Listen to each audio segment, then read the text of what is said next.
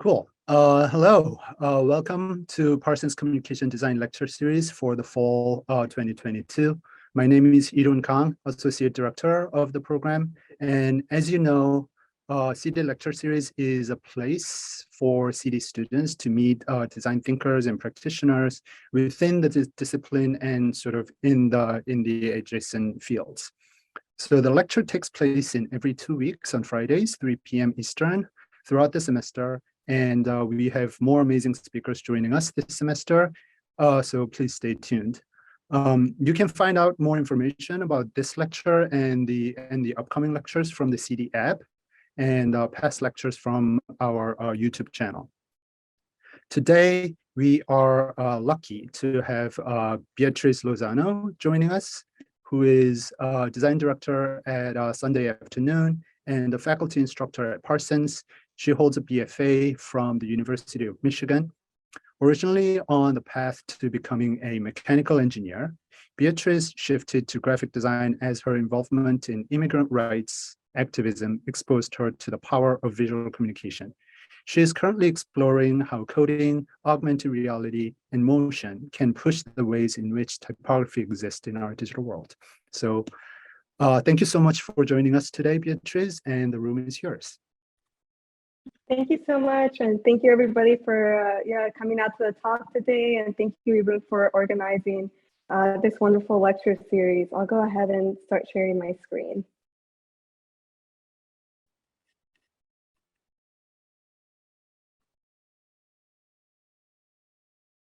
So I want to start off today by sharing a little bit about my journey into design, my process, and also share the two main motivators in my design practice, which are how we can use our design skills for social good, and also how we can embrace new technologies to make work that is joyful and unexpected.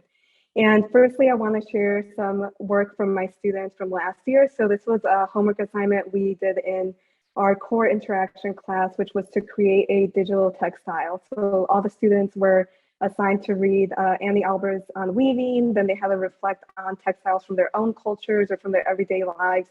And then they were assigned to create these intricate and beautiful textiles only using a couple lines of JavaScript and loops and arrays. And I just wanted to share this work because I was so proud of all of my students, especially because some of them had just started coding not too long ago. And I think one of my favorite parts about this class is that it is a mandatory class. So at the beginning of the year, beginning of the semester, I know that at least half of those students don't want to be there. And if it was up to them, they probably would not want to sign up for a coding class. But then at the end of the semester, it was such a wonderful experience because multiple students came up to me who now enjoy coding and are excited to continue learning more about code. And that to me just really resonated with my own journey, especially with myself 10 years ago when I was their age and I was a sophomore in college, because it was this exposure to these unexpected experiences that had the biggest impact in my career and in my design choices so far. And it's often these moments that we don't expect that often just resonate with us the most. And so, as Irun mentioned, I was originally had the intention of becoming a mechanical engineer. I was in engineering classes for 2.5 years. And at the same time, I was always a very creative person. I was already taking classes in the art school, but mainly I was taking like figure drawing or painting classes.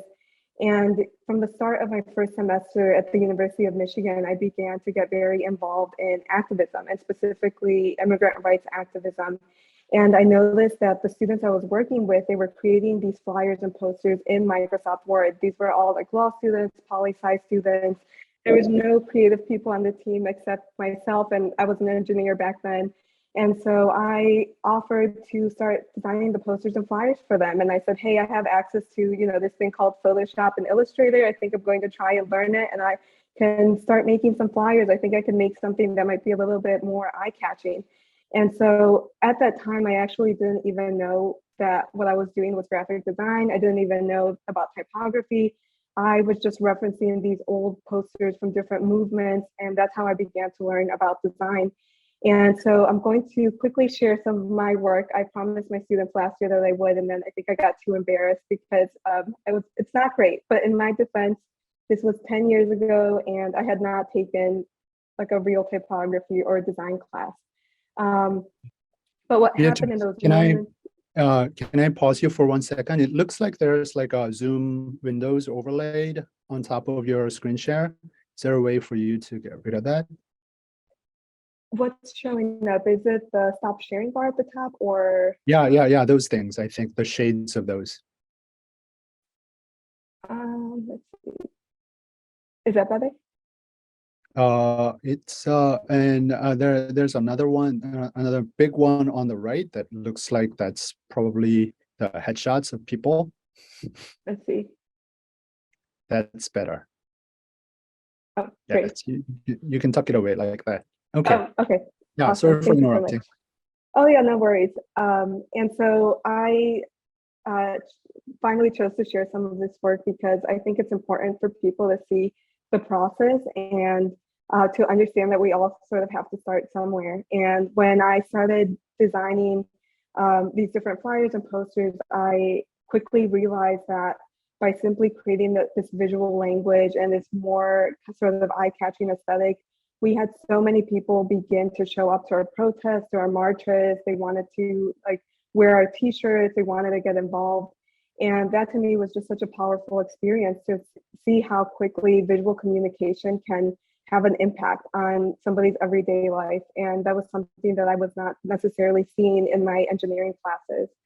And then also, I didn't know what design was at this point, and that's mainly because I'm a first generation college student.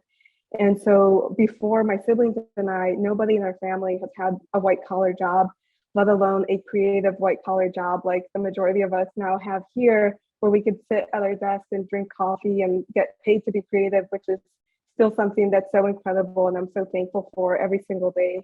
And so this theme of social good and activism is something that was a catalyst for my journey into design. And it's something that I still am so passionate about. And I try to always take on projects or to always be working on at least one project that still carries the same message. And I wanted to share this recent project that was released over the summer that I worked with ESPN on, and it's called 50/50. And so ESPN approached me to create their logo and their identity system for this campaign called 50/50, which honors the 50 years since the passing of Title IX, which made it possible for girls and women to participate in the sports in their schools and universities. And we got to work with the really wonderful art director over at ESPN, and I was able to bring on all the women over at Sunday Afternoon, the studio where I work at, to collaborate and to create this really wonderful identity. And so with the art director, we worked to create a color palette that was referential of the 70s, but that was still like very fresh and contemporary. And we did a very similar, we took a very similar approach for the typography here. So we studied a lot of popular typefaces from the 70s, looked at different lettering pieces from the 70s. And then I got the chance to custom draw this logo, which was a lot of fun, and thinking about how it can work in different versions like this, and even this like truncated version where we did 2 concentric 50s, which I really love. And then we also worked with a very talented animator at the studio, LT, to create these wonderful animations that not only lived on the campaign website, but also on social.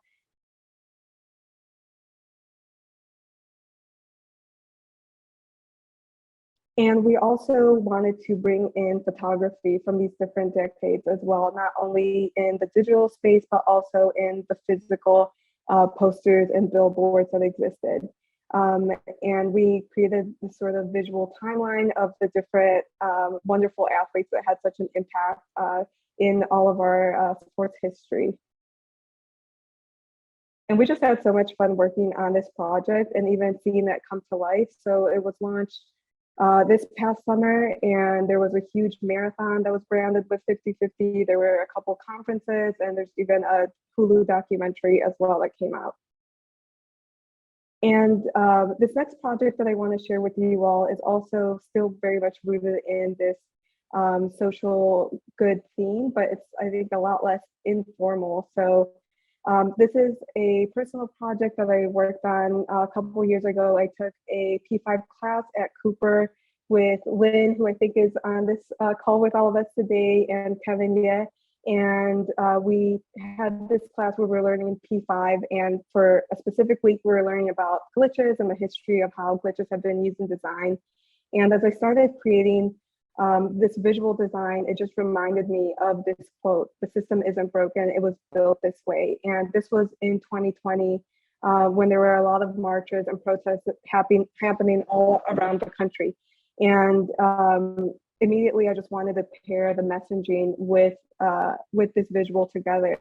And so this is a P5 animation that reacts to the cursor, and it's just a great reminder for me of why I love coding, because you can create so many different versions of a design in like 10 seconds, and it would probably take you like 5 hours to make all of this in Illustrator. And I love that also with code, you can create designs that are so unexpected that you wouldn't be able to think of on your own. And so for this project, I shared this on Instagram. I use my social very much like just like a digital sketchbook. I'm always just like posting in progress sketches or ideas that I have, and an activist group on Instagram saw the design and reached out, and they wanted to project this during the protest. I unfortunately was in California, so I wasn't able to see this in person, but I really love the use of this animation. So here it's being projected outside of a Brooklyn precinct during a Defund the NYPD protest. And then it was projected again on the Brooklyn Bridge. And for me, this project was just such a reminder of the importance of like just putting your work out there, even if it's not perfect, because maybe it's unfinished, and once you put it out there, somebody can help you finish this project and like make it into something you wouldn't have expected it to be. And I want to segue into another recent project that allowed me to use creative coding. And so this is an identity I worked on with the Sunday afternoon team for the One Club's Creative Week.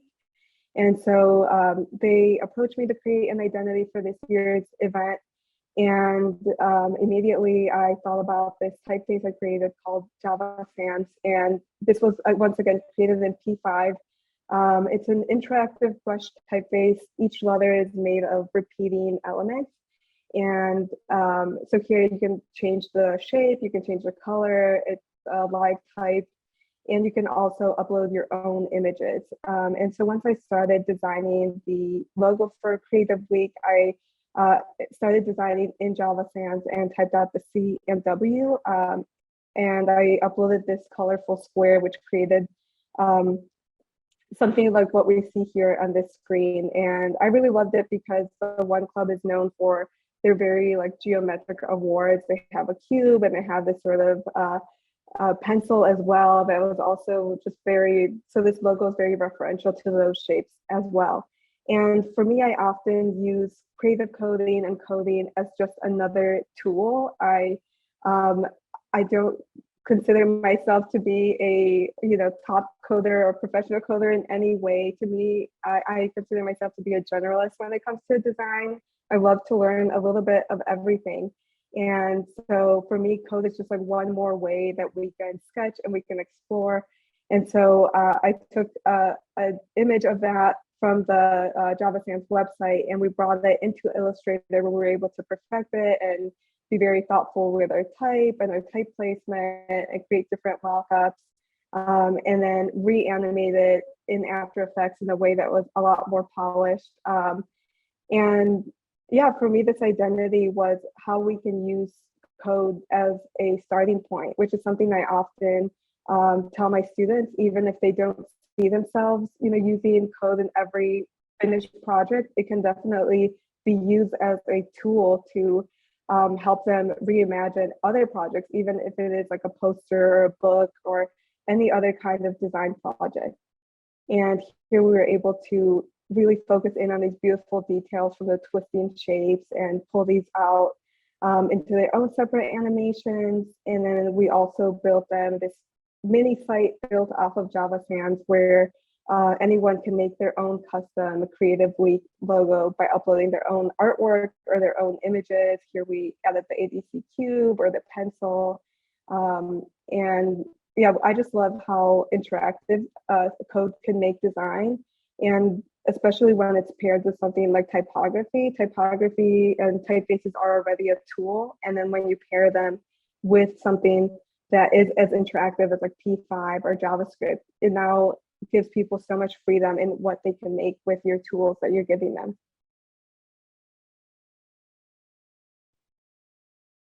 And this next project I want to share with you all is called Aguas, and this was a typeface design. And for Aguas, the concept originally started on a trip I took to Mexico in the Yucatan. And one of my favorite things ever since I was a young kid growing up, we would always visit family in Mexico every summer. And I just have so many photos of all the different like lettering signs throughout the different markets and different storefronts. It's just so beautiful. If you've never gotten the chance to visit Mexico, I think you would all enjoy all of the beautiful lettering. And one thing that stood out to me in this sign was the H here in leche. And so immediately I saw this and I could see it animating. And when I got back home, I could see this working as a 2-axis variable font where the stems would slowly begin to curve and to form these waves and twists, and then they can also expand horizontally. And so I jumped into Glyphs, and then I started adding these double axes on the designs that we see here. And often I've noticed that my process when designing typefaces is not linear whatsoever. I think more traditionally, you usually like sketch on paper and first, and then you like vectorize your letter forms. And then once that's perfect, then maybe you can think about adding like a second axis for a variable font, and then you can animate it. And for me, I think it's just helpful to just jump straight into like motion and animating, just thinking about how I would want this typeface to live and function once it's finished.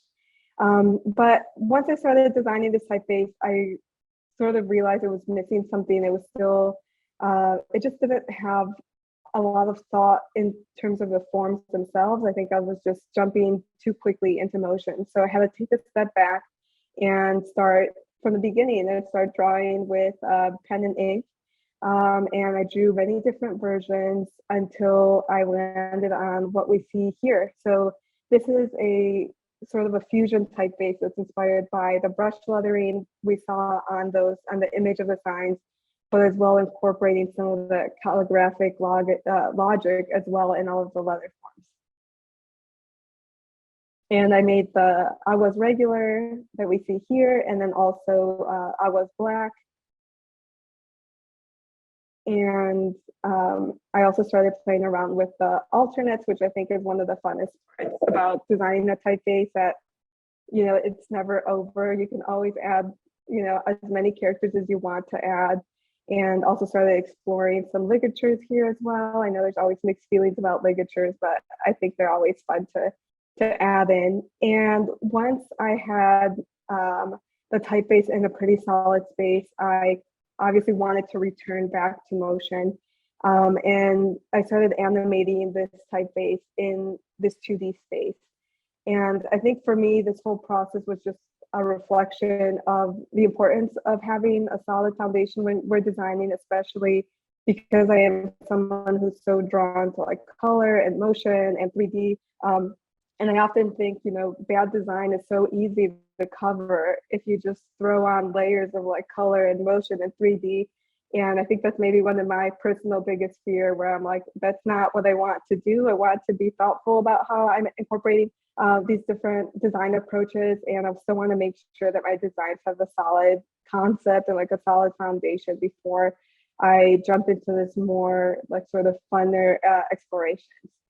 And then last year I had the opportunity to go speak at the University of Arkansas and meet all of their wonderful students. And they have a really great Rizzo machine and a printing program. And so they invited me to make a quick poster to give to the students. So I quickly made this design. And then once I got to New York, I realized that this has just a lot of potential to be animated. So I did another print run in New York, and then I wanted to reimagine how these letter forms could live in a 3D animation now and in AR. So this is an AR animation. It's using image recognition technology. So if you have a physical copy of the print, you could just hold your phone up using the filter that I created, and then you can just walk around the print, and you'd be able to see this exact animation that we see here. And this is a little behind the scenes of what this looked like. So I made this animation in Cinema 4D. I wish I could say I did this quickly. It was a very painful process. I think all of AR can sometimes be very like fidgety just because it is still like a newer technology that's still being refined. So I like to believe that in the future, it's going to be so easy for all of us to make anything we can imagine in AR. But right now it is a little bit time consuming, and it's mostly just in like finding the compatibility with like exporting and all of those details. But for me, being able to now see typography and animation in a 3D space is just so rewarding, because I feel like there's been this huge surge in kinetic typography and even 3D typography these last couple of years. But at the end of the day, if we make 3D typography and it's still living on a screen or we print it out, it's still a 2D object. And we're sort of missing all of its potential because we have created this 3D form. And that's something that has really been inspiring me lately. So I wanted to also speak a little bit about AR lettering and AR typography, which has been one of my main focuses this past year. So firstly, I want to share this project called Canal. This is a self-initiated studio project we worked on at Sunday afternoon. And our studio, we recently moved locations. We're still on Canal, but previously we were right in the heart of Canal Street. And so we created this beautiful magazine that really uses all of the different skills in the studio, since we are very multidisciplinary with photographers and animators and designers. And once we created the cover, immediately I just wanted to try a 3D AR version. And this design, I think it's usually how it goes, but I think this design really took me all of 10 minutes, where the Aguas AR print took me like 2 weeks. And I feel like this design is the one that is probably more successful. And then we were also able to create the same design, but in Chinese now for the back, which I really loved as well. And so I think it's always really important to think about typography beyond the Latin script. And we were so fortunate that 2 designers in our studio are native Chinese speakers, and we're excited to help create this back cover for us as well. And next, I just want to share a little bit more about like my behind the scenes process when I am creating typography or lettering work in AR. I often end up going through multiple different programs, which again, I think it's all going to be streamlined soon in the future. But in terms of my process, I usually start off in Glyphs or Illustrator like we see here. And lately I've been really thinking about the power of modular typefaces and using repeating shapes and forms.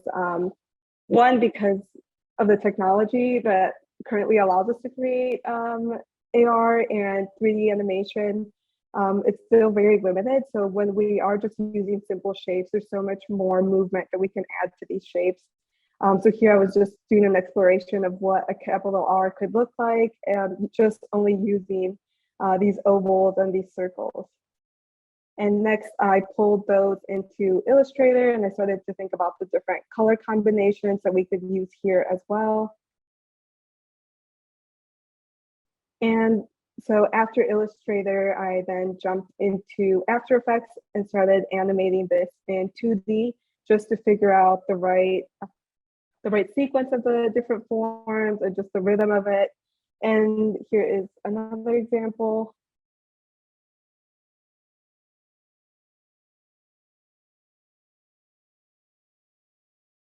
and then how we can begin to combine these different letter forms to potentially start to spell out different words. Here I was just using NYC because this is obviously very much a display typeface. It wouldn't really work with a very long word to spell out. And then once I was happy in the 2D world, I had to essentially recreate this in Cinema 4D. And the same thing can be done in Blender as well, or any other 3D program.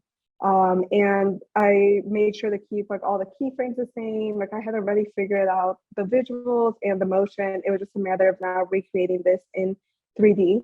And then from Cinema, I then am able to export and import that into the AR software that I'm using. I think for these, I was using Spark AR. Recently, I've been using Apple's AR Kit, which is a little bit more intricate, but it just lets you create so much more realistic designs. And then here, this one was a different exploration where I was playing around with the different video textures and how they can interact with what we're seeing around us.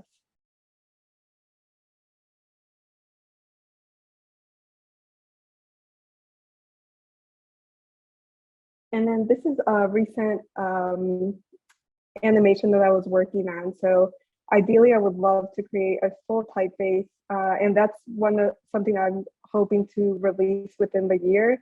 I'm working on making a live typeface. So right now, these are all just lettering pieces.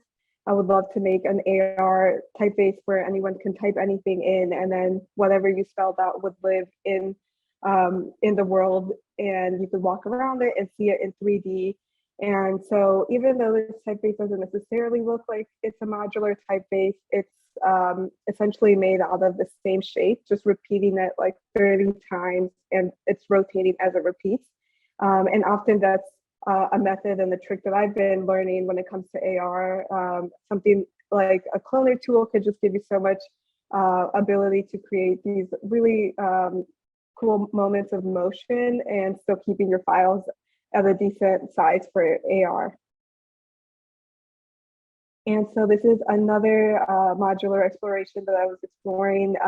And here I was thinking about the O and the A in Ola and how these circular forms can be broken up and then twisted and then come together to form the same word that's still legible, but it now has a different form, a different shape. And you know, the wonderful thing about 3D is that you can start to incorporate color in all dimensions and really begin to see these objects as sculptural objects.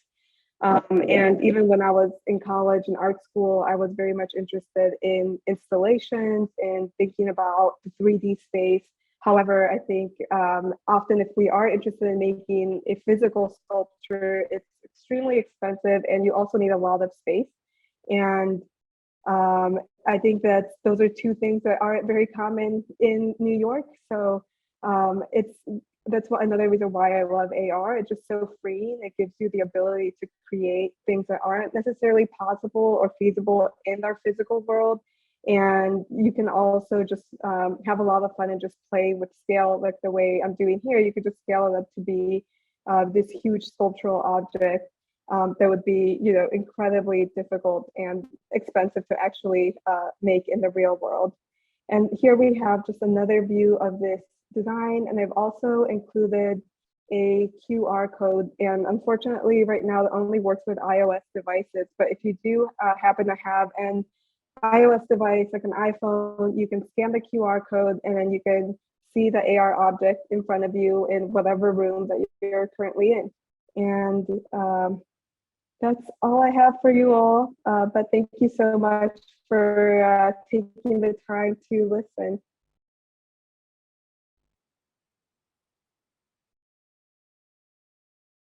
Wow. Thank you so much. Thank you so much for, I don't know what to say, like, thanks for sharing the amazing works. To me, kind of personally, it was also really cool to see some kind of behind the scenes footage. So thank you so much for sharing that. It's really fascinating.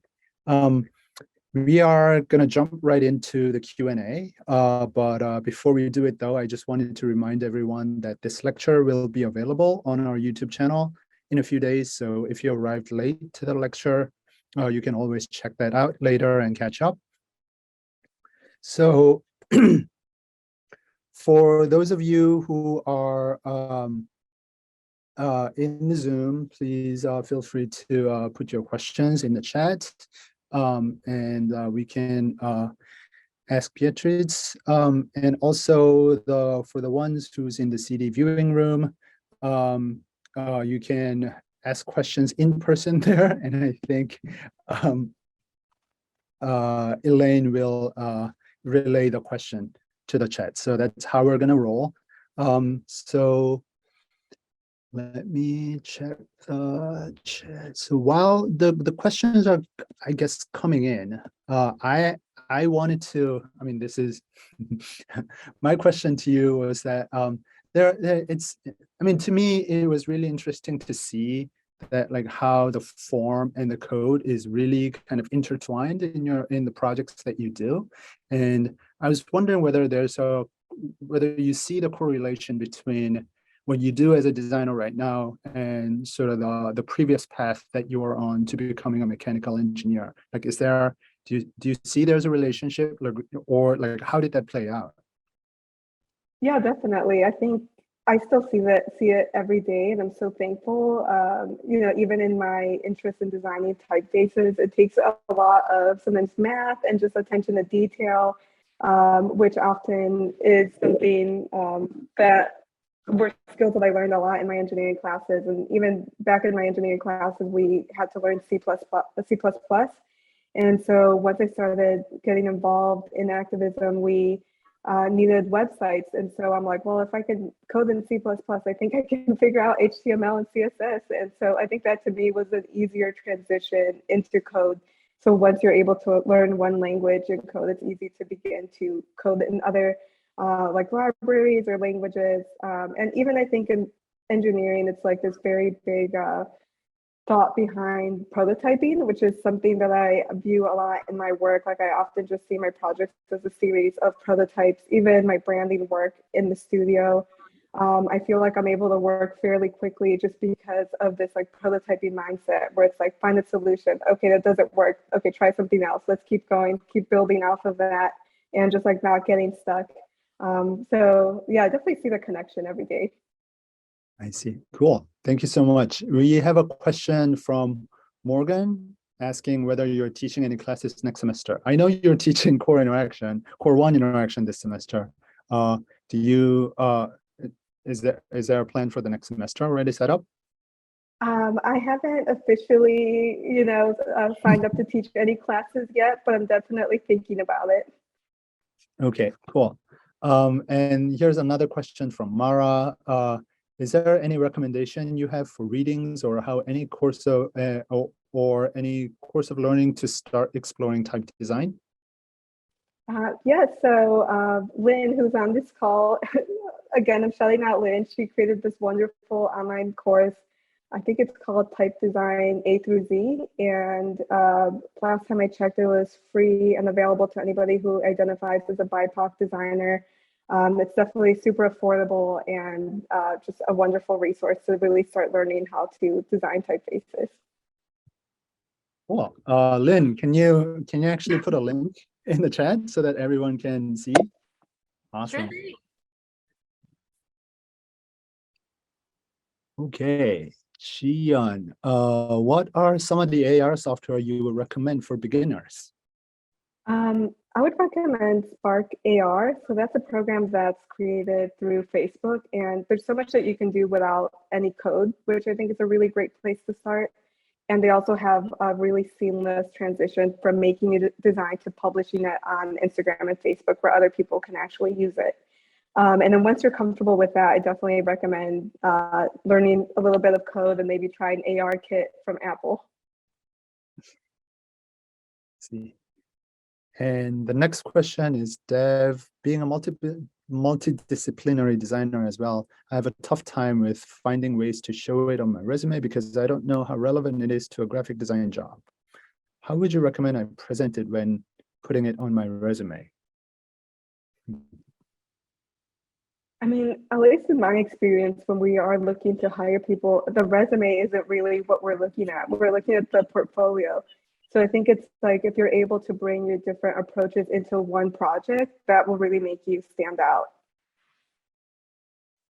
So that's a great answer. Any more questions? Wow. We have a question from Danielle. How often do you incorporate cultural inspiration / narrative in your projects? Like is cultural narrative something that consistently inspires you throughout all of your projects, or do you reserve those narratives for work that specifically relates to aspects of cultural storytelling? It's an excellent question. I have actually worked on quite a few personal projects and projects that were influenced by my own Mexican heritage. And I have a lot of friends who, obviously come from all different cultural backgrounds, and some of them like never choose to incorporate that. However, I'm a big believer that like we all have a visual accent, just like we all speak with a verbal accent. So whether you acknowledge it or not, I think the visuals that you were exposed to growing up or as a child or visiting other countries or your own culture definitely influence all of the work that we're producing now. And so I definitely see it in my own work, and I often do lean into it in those moments, even in like color palette or the forms that I am interested in, like the heavy geometric forms or like the bright colors. I think those are definitely being pulled from all of the cultural Mexican influence that I grew up around. Great. And the next question we have is from Sujin. What do you do when you face a creative block while working on or planning a new project? I think, for me, it's like these tools of exploration, which again comes back to code, like using code to just generate like a bunch of unexpected visuals that I wouldn't be able to come up with if I was just sitting there staring at my screen. And very similarly, I use like cinema the same way, or even After Effects, when you can just begin throwing these like unexpected curveballs into your designs, and it begins to create these outcomes that you might have never been able to think of on your own.